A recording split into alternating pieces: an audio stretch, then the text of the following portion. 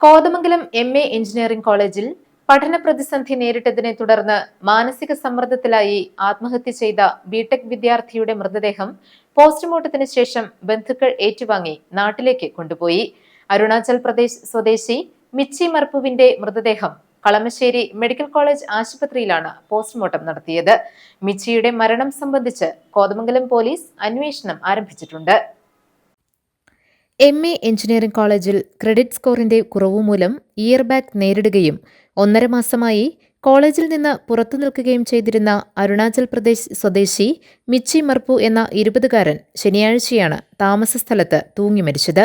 മോർച്ചറിയിലായിരുന്ന മൃതദേഹം പിതാവും ബന്ധുവും എത്തിയ ശേഷമാണ് ഇൻക്വസ്റ്റ് നടത്തി പോസ്റ്റ്മോർട്ടത്തിന് അയച്ചത്. കളമശ്ശേരി മെഡിക്കൽ കോളേജിൽ നടത്തിയ പോസ്റ്റ്മോർട്ടത്തിന് ശേഷം മൃതദേഹം സ്വദേശത്തേക്ക് കൊണ്ടുപോയി. സഹപാഠികളും അധ്യാപകരും ഉൾപ്പെടെയുള്ളവർ മെഡിക്കൽ കോളേജിലെത്തി മിച്ചി മർപ്പുവിന് അന്തിമോപചാരം അർപ്പിച്ചു. ഏറെ പ്രതീക്ഷയോടെ എഞ്ചിനീയറാകാനെത്തിയ വിദ്യാർത്ഥിയാണ് മോഹങ്ങൾ പാതിവഴിയിൽ ഉപേക്ഷിച്ച് തിരിച്ചുവരാനാകാത്ത ലോകത്തേക്ക് മടങ്ങിയത്. ബിടെക് 4ാം സെമസ്റ്റർ വിദ്യാർത്ഥിയായിരുന്നു മിച്ചി മർപ്പു. ഇയർ ബാഗ് സംവിധാനം കോളേജിലുള്ളതിനാൽ മർപ്പുവിന് അടുത്ത സെമസ്റ്ററിലേക്ക് പ്രവേശിക്കാൻ കഴിഞ്ഞിരുന്നില്ല. ഇതിനെ തുടർന്നുണ്ടായ മനോവിഷമത്തിലാണ് മർപ്പു ജീവനൊടുക്കിയതെന്നാണ് ആത്മഹത്യാക്കുറിപ്പിലെ സൂചന.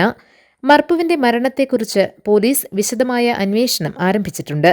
വരും ദിവസങ്ങളിൽ കോളേജ് അധികൃതരിൽ നിന്ന് പോലീസ് മൊഴിയെടുക്കും. ആത്മഹത്യാക്കുറിപ്പിന്റെ കാര്യത്തിൽ ആഴത്തിലുള്ള പരിശോധന നടത്തും. മരണത്തിലെ യഥാർത്ഥ കാരണം കണ്ടെത്തണമെന്നും ഇത്തരം സംഭവങ്ങൾ ആവർത്തിക്കാതിരിക്കാൻ നടപടി വേണമെന്ന ആവശ്യവും വിവിധ കോണുകളിൽ നിന്ന് ഉയർന്നിട്ടുണ്ട്. ഇയർ ബാഗ് സംവിധാനം പിൻവലിക്കണമെന്ന നിർദ്ദേശം പാലിക്കാതിരുന്നതിൽ ഉന്നത വിദ്യാഭ്യാസ മന്ത്രി റോജി എം. ജോൺ കോളേജിനെ കുറ്റപ്പെടുത്തിയിരുന്നു.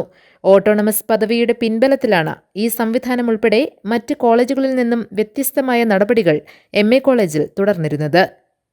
GTV news, Kothamangalam.